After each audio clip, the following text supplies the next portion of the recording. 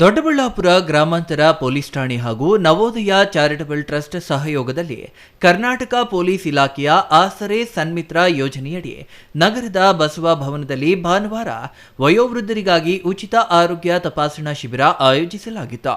ಶಿಬಿರಕ್ಕೆ ಜಿಲ್ಲಾ ಹೆಚ್ಚುವರಿ ಪೊಲೀಸ್ ಅಧೀಕ್ಷಕರಾದ ವೆಂಕಟೇಶ ಪ್ರಸನ್ನ ಚಾಲನೆ ನೀಡಿ ಮಾತನಾಡಿ, ಪೊಲೀಸ್ ಇಲಾಖೆಯನ್ನ ಇನ್ನಷ್ಟು ಜನಸ್ನೇಹಿಯಾಗಿ ರೂಪಿಸುವ ಉದ್ದೇಶದಿಂದ ಮನೆ ಮನೆ ಪೊಲೀಸ್, ಆಸರೆ ಹಾಗೂ ಸನ್ಮಿತ್ರ ಸೇರಿದಂತೆ ಹಲವು ಯೋಜನೆಗಳನ್ನು ಜಾರಿಗೊಳಿಸಲಾಗಿದೆ ಎಂದರು. ಪೊಲೀಸ್ ಇಲಾಖೆಯ ಡಿಜಿ ಮತ್ತು ಐಜಿಪಿ ಅವರಾದಂಥ ಡಾಕ್ಟರ್ ಸಲೀಂ ಸಾಹೇಬರು ಅವ್ರದ್ದು ಒಂದು ಕನಸಿನ ಕೂಸು ಅಂತ ಹೇಳ್ಬೋದು.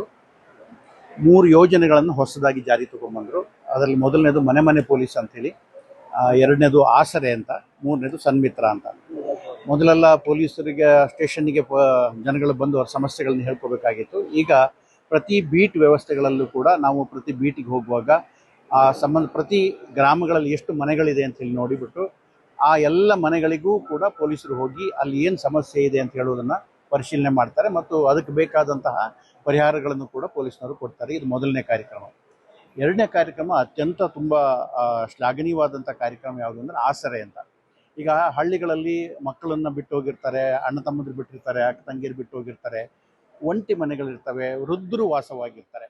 ಅವರಿಗೆ ವೃದ್ಧರಿಗೆ ನಿಜವಾಗಿಯೂ ಸಹಾಯ ಬೇಕು, ಆದರೆ ಸಹಾಯ ಸಿಗ್ತಾ ಇರೋದಿಲ್ಲ. ಆ ಕಾರಣಕ್ಕೋಸ್ಕರವಾಗಿ ಅವರಿಗೆ ಪೊಲೀಸ್ ಇಲಾಖೆ ವತಿಯಿಂದ ಸಹಾಯ ಕೊಡೋದಕ್ಕೋಸ್ಕರವಾಗಿ ಆಸರೆ ಅನ್ನುವಂಥ ಹೆಸರಿನಲ್ಲಿ ಅವರಿಗೊಂದು ಕಾರ್ಯಕ್ರಮವನ್ನು ಮಾಡಿ ಸನ್ಮಿತ್ರ ಯೋಜನೆಯಡಿ ಮಾದಕ ವ್ಯಸನಿಗಳಿಗೆ ಆಪ್ತ ಸಮಾಲೋಚನೆ ನೀಡುವ ಮೂಲಕ ದುಶ್ಚಟಗಳಿಂದ ಹೊರಬರಲು ಮಾರ್ಗದರ್ಶನ ಮಾಡಲಾಗುತ್ತಿದೆ. ಪ್ರತಿ ಪೊಲೀಸ್ ಠಾಣೆ ವ್ಯಾಪ್ತಿಯಲ್ಲಿ ಗುರುತಿಸಲಾದ ವ್ಯಸನಿಗಳ ಹಿನ್ನೆಲೆಯನ್ನ ಪರಿಶೀಲಿಸಿ ಅವರಿಗೆ ಮಾದಕ ವಸ್ತುಗಳು ಎಲ್ಲಿಂದ ದೊರೆಯುತ್ತವೆ ಹಾಗೂ ಯಾರ ಮೂಲಕ ತಲುಪುತ್ತವೆ ಎಂಬ ಮಾಹಿತಿಯನ್ನ ಸಂಗ್ರಹಿಸಿ ಮಾದಕ ವಸ್ತುಗಳು ಅವರ ಕೈಗೆ ಸಿಗದಂತೆ ತಡೆಯುವುದೇ ಯೋಜನೆಯ ಮುಖ್ಯ ಉದ್ದೇಶವಾಗಿದೆ ಎಂದರು. ಗ್ರಾಮಾಂತರ ಪೊಲೀಸ್ ಠಾಣೆಯ inspector doctor MB Naveen Kumar ಮಾತನಾಡಿ, ಭೂಗಳ್ಳರು ಹಾಗೂ ರಿಯಲ್ ಎಸ್ಟೇಟ್ ದಂಧೆಯಲ್ಲಿ ತೊಡಗಿರುವ ಕೆಲವರು ವಯೋವೃದ್ಧರನ್ನ ವಂಚಿಸುತ್ತಿರುವ ಪ್ರಕರಣಗಳು ಹೆಚ್ಚುತ್ತಿವೆ. ನಕಲಿ ದಾಖಲೆಗಳನ್ನು ಸೃಷ್ಟಿಸಿ ಆಸ್ತಿ ಕಬಳಿಸುವಂತಹ ಕೃತ್ಯಗಳಿಗೆ ಕಟ್ಟುನಿಟ್ಟಿನ ಕ್ರಮ ಅಗತ್ಯವಿದೆ ಎಂದರು. ಶಿಬಿರದಲ್ಲಿ ಕಣ್ಣಿನ ಪರೀಕ್ಷೆ, ದಂತ ತಪಾಸಣೆ, ರಕ್ತದೊತ್ತಡ, ಮಧುಮೇಹ ಪರೀಕ್ಷೆ, ಇಸಿಜಿ ಹಾಗೂ ಹೃದಯ ಸಂಬಂಧಿತ ತಪಾಸಣೆಗಳನ್ನು ನಡೆಸಲಾಯಿತು. ಅಲ್ಲದೆ ಮನೋವೈದ್ಯರಿಂದ ವಯೋವೃದ್ಧರಿಗೆ ಆಪ್ತ ಸಮಾಲೋಚನೆ ನೀಡಲಾಯಿತು. ಸನ್ಮಿತ್ರ ಯೋಜನೆಯಡಿ ಗುರುತಿಸಲ್ಪಟ್ಟಿರುವ 30 ಯುವಕರಿಗೂ ಸೈಕಿಯಾ ಟ್ರಸ್ಟ್ ಸಹಯೋಗದಲ್ಲಿ ಸಮಾಲೋಚನೆ ಹಾಗೂ ವೈದ್ಯಕೀಯ ಸಲಹೆ ನೀಡಲಾಯಿತು.